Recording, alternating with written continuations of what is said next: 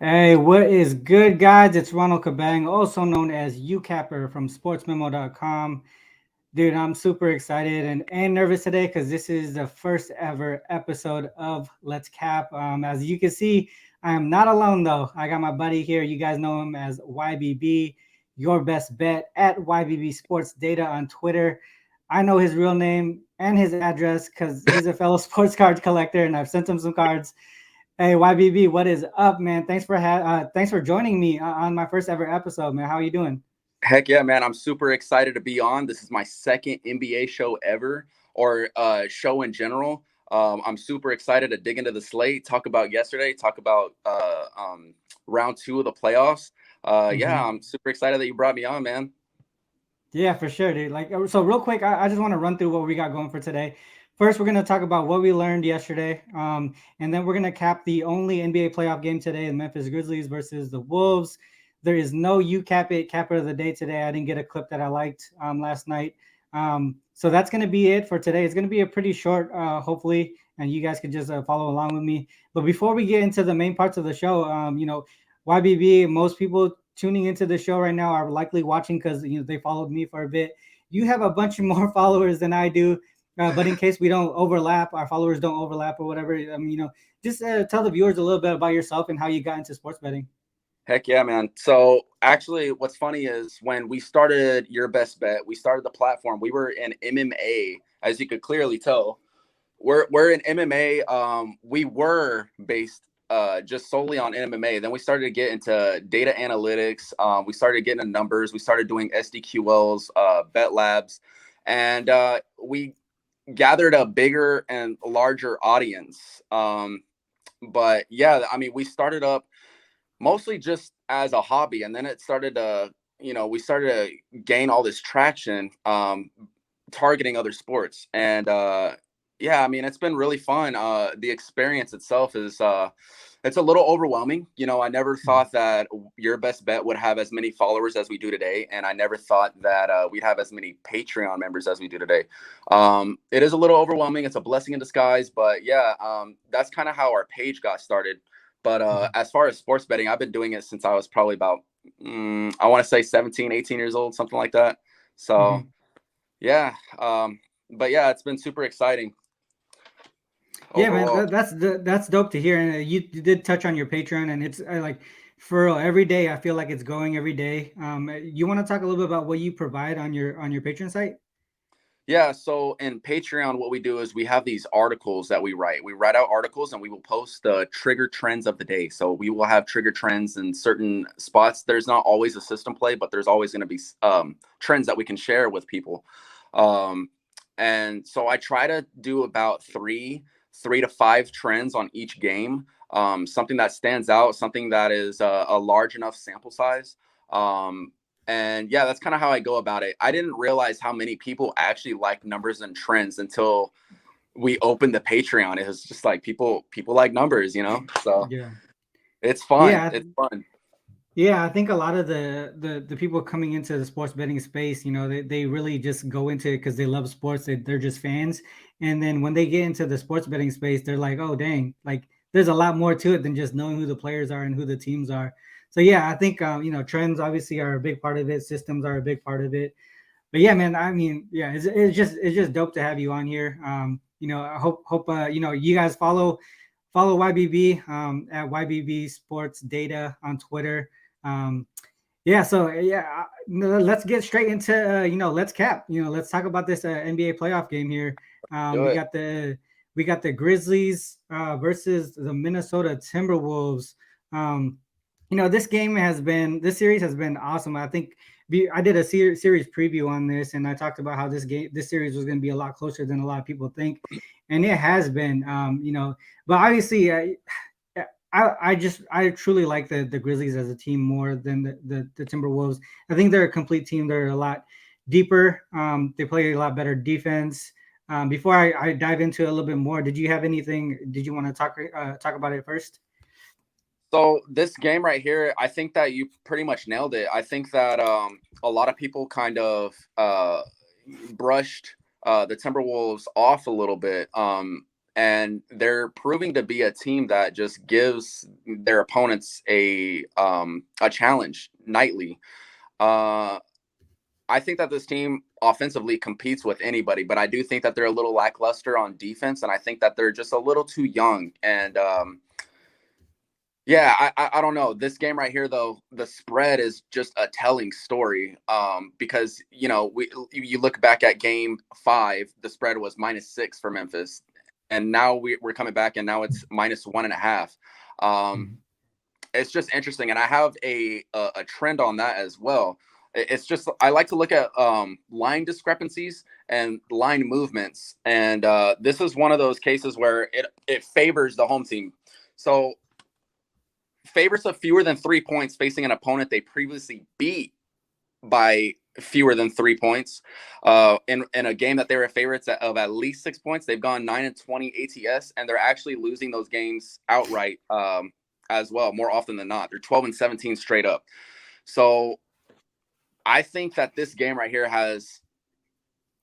it's going to be a super competitive game, but I do think that the Timberwolves, just on offense, I think that they give the Grizzlies a lot of fits, and I think that they can win this game. So my biggest concern for them, it's going to be on defense and fouls. Like, they are committing so many fouls. This series has been nothing but whistles, especially like in the first quarter, so this, but yeah, overall, this game, I think my lean here is going to be on the Timberwolves, but my favorite play is the under. I like the under in this spot. Yeah, it's interesting you mentioned the free throw discrepancy in the first quarter specifically, and that's why I think people have noticed really the first quarter in this series specifically. The total has gone over, and especially on the Minnesota side, they've gone over and covered every first quarter this series. So that's one thing that I was looking at in this series specifically.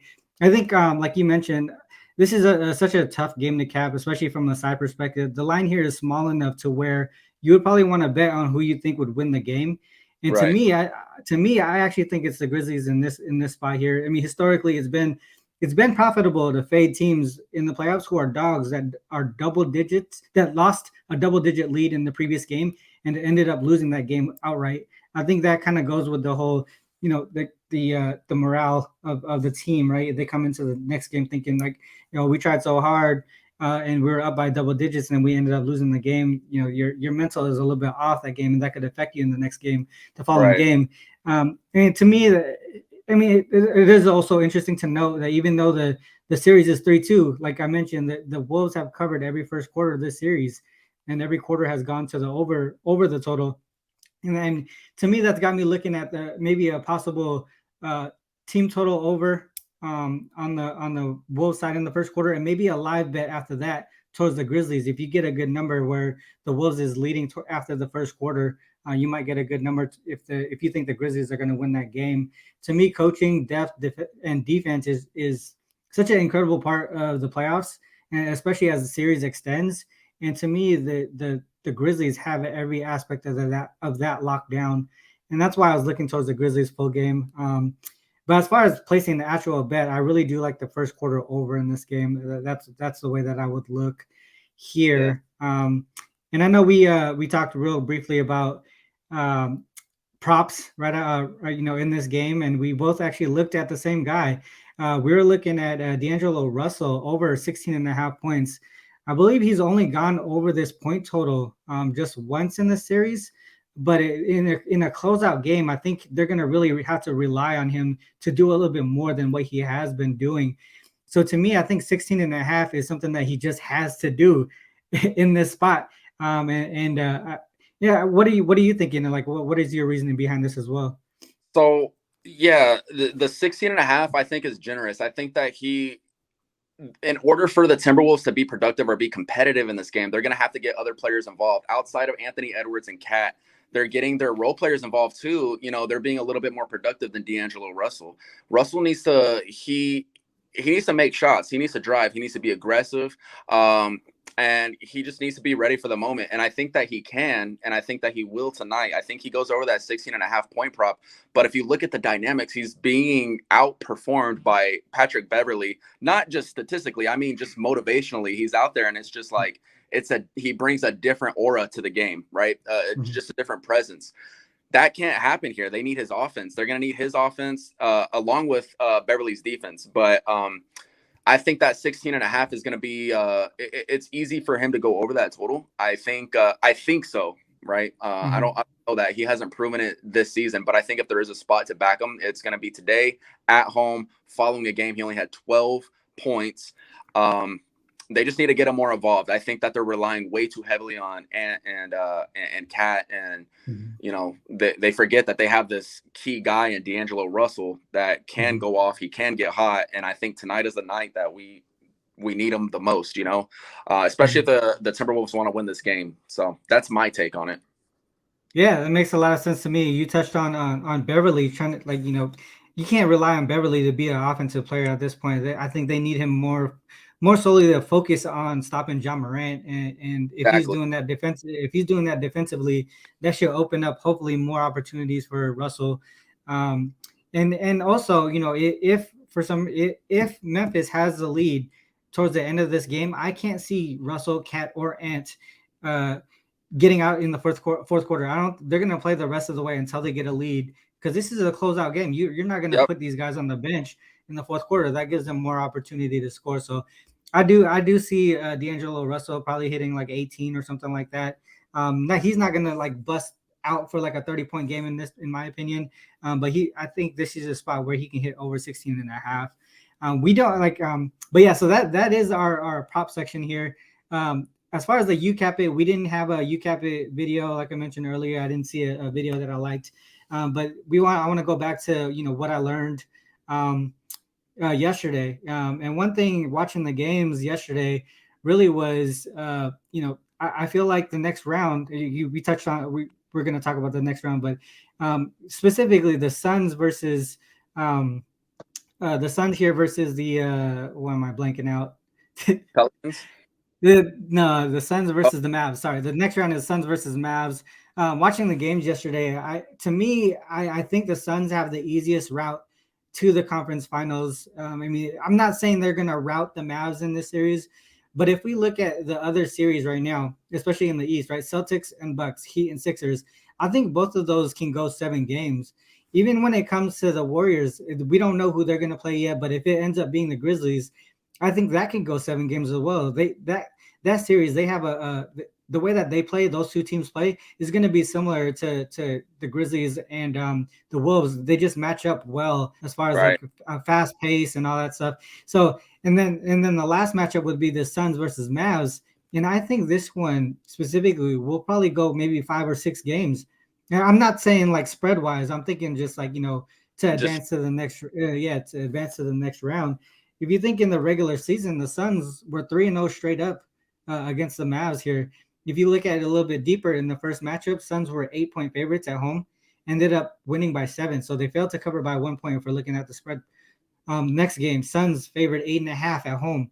They win by 8, failed to cover the spread again by half a point this time by the hook.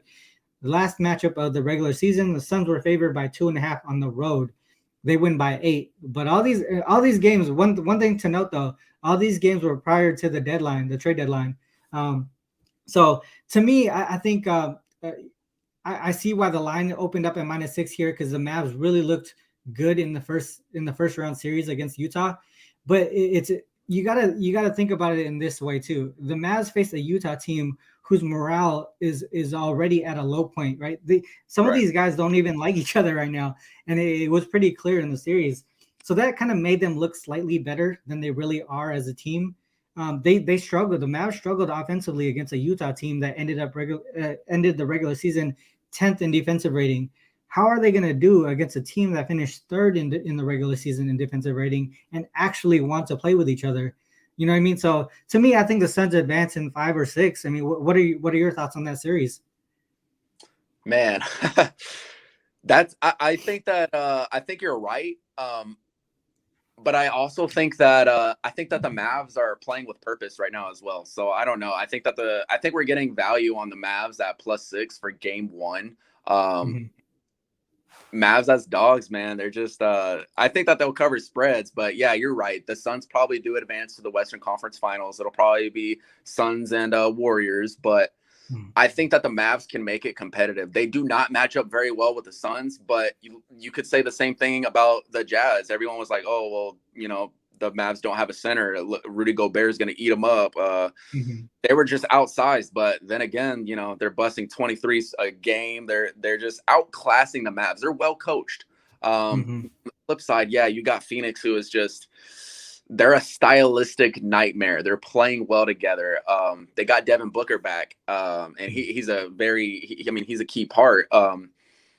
I'm looking to see who on the Mavericks is going to be able to stop Devin Booker, because right Mhm. now, while they do play great team defense, I don't know if they're going to play great one-on-one defense, especially on a guy like that. I think that he's going to get his whenever he wants. So, yeah, that's going to be an interesting series. I think the Mavericks are just too small, man. Like they're playing 5 guards at once. You can't have Jalen Yeah. Brown, Luka Doncic, and expect to beat the Suns. Yeah.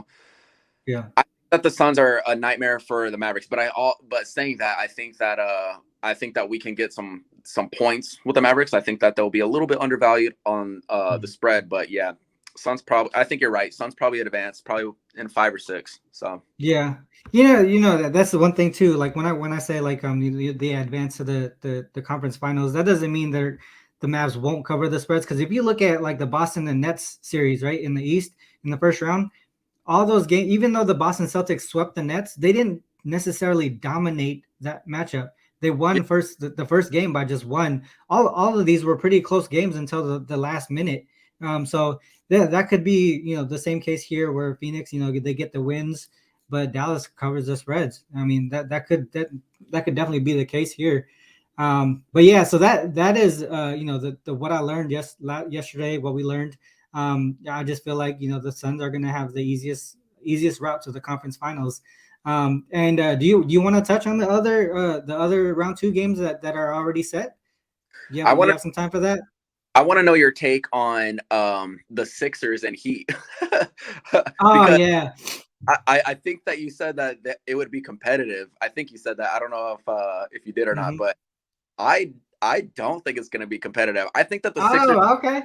I think that the Sixers beat themselves. They are a team that lacks. They rely on free throws way too much. Hmm. And Doc Rivers is not. I'm sorry, I hate to do it, but there's a reason he gets fired too often. There's a reason that he's moving from team to team. He's playing his starters. If you look at it, 40 minutes every single game, over 40 minutes that basically goes to show that he has no depth. You're gonna Yeah. have depth against the Heat, who they won against the Hawks without Jimmy Butler. Like they have depth. They have people who can score.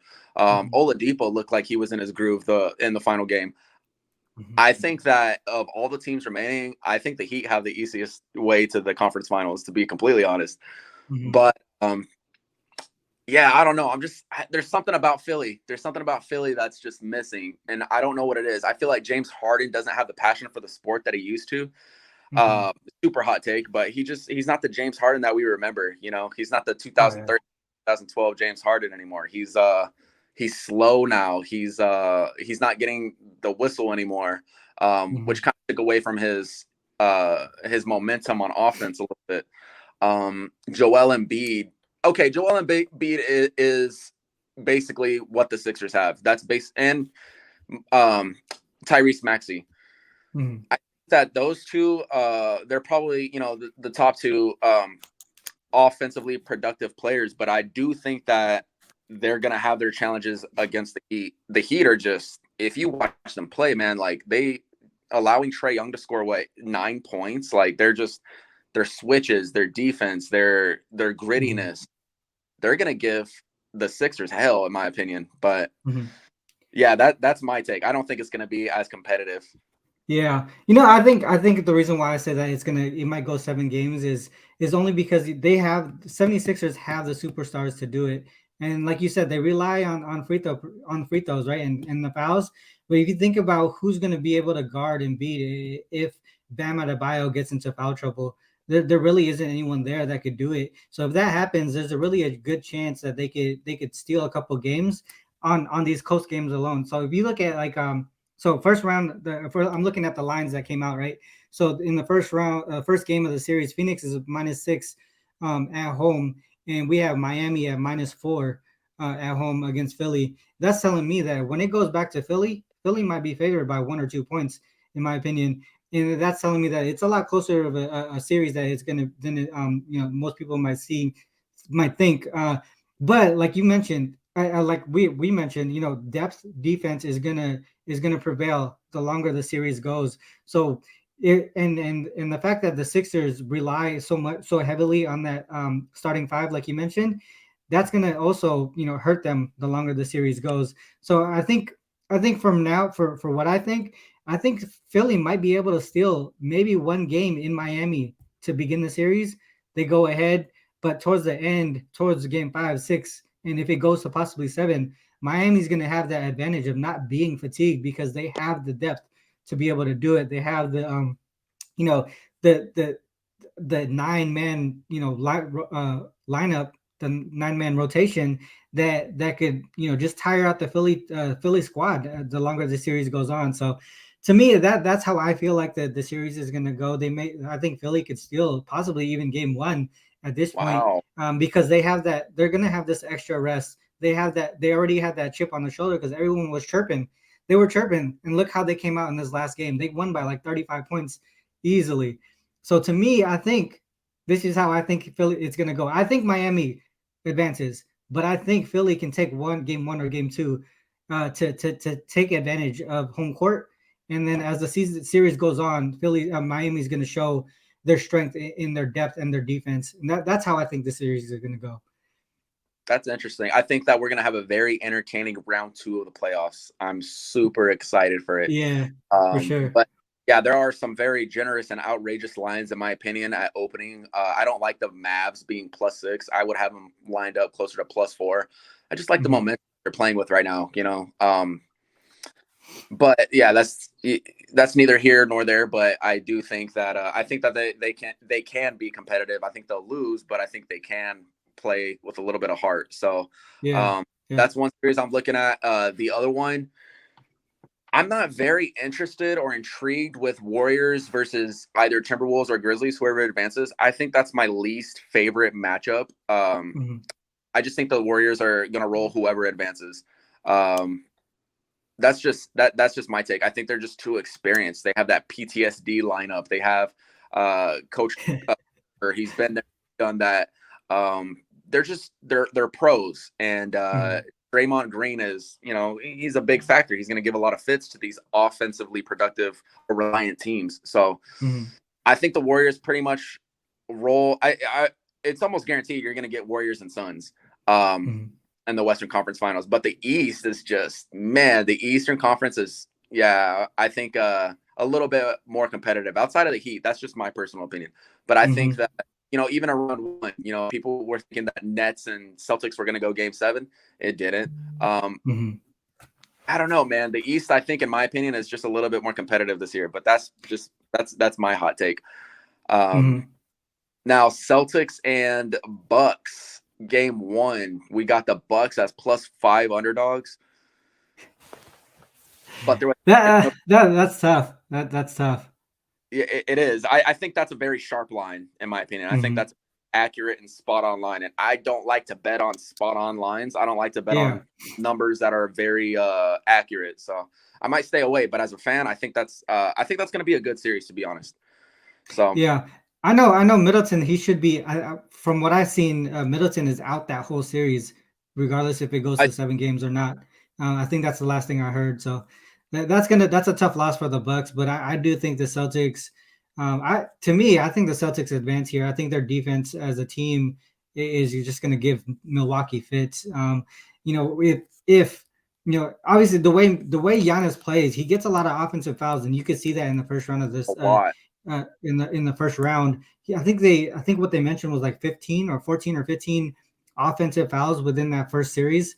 So if he gets into foul trouble here against a team that plays solid team defense, they do a lot of rotating. They obviously Smart and Williams gets a lot of offensive fouls. They get the rim protection with Williams as well.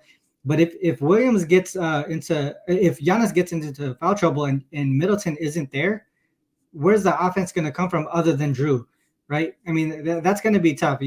some of these guys you're gonna have to rely on Grayson Allen to hit his threes and stuff like that. But I don't know. You can't. Those guys aren't ball dominant guys who can control an offense, right? Who can turn this game over around if Giannis is not in the lineup. So that one's a tough one to me too. I think, like you said, the East is really wide open here. The West side, I feel like they have a clear pass with the Warriors and Suns. So I'm with you there. But yeah, man, that's the second round. I think we have a pretty good, solid like look together. I think we have a good vision of how the West is going to go. The East is just wide open. Yeah, yeah. Yeah. But yeah, so that I mean to go through that, let's go over the recap of what we mentioned today. So I think for the Grizzlies Wolves playoff game, this is what I'm going to go with. I'm going to go with the Grizzlies Wolves first quarter over 56 and a half. They gone over that number every single game in this series, so I think they continue to do that here. I don't see why they go under at this point. And then for you got the Grizzlies and Wolves full game under 229 and a half.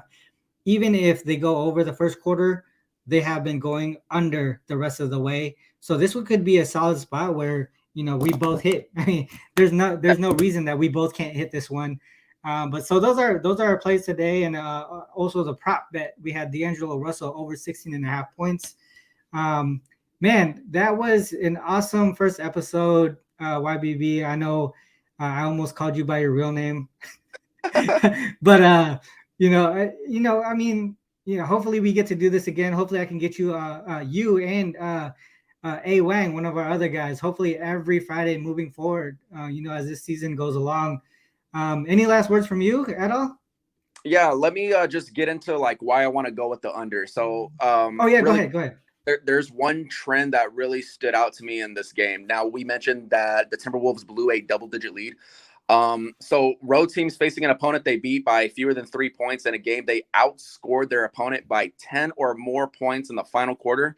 They're 2-11 over under. So I mean 11-2 to the under. But these are margin unders. They're staying under by margin, really. Minus 11.65 is our discrepancy between the under and the line. So I think that we're going to get some defense. We're going to get some missed shots. It's an elimination game. I like the under spot here, but I do see reason to take the first quarter over. I think the Timberwolves need to come out hot. Yeah, that's a very solid look, but we can both win. Yeah, for sure. We can both win. Yeah, so I think, man, I want to keep going, but sometimes when these shows get too long, the attention span of our viewers, they kind of takes a hit here. But man, like definitely, we're gonna do this again. Oh yeah, man. Yeah, and so I guess with that said, man, this is the first episode of Youcap It. I really appreciate all you guys watching. Yeah, that's it. Last thing that we said, fade or follow us. Good luck with all your action. All right. See you guys next time.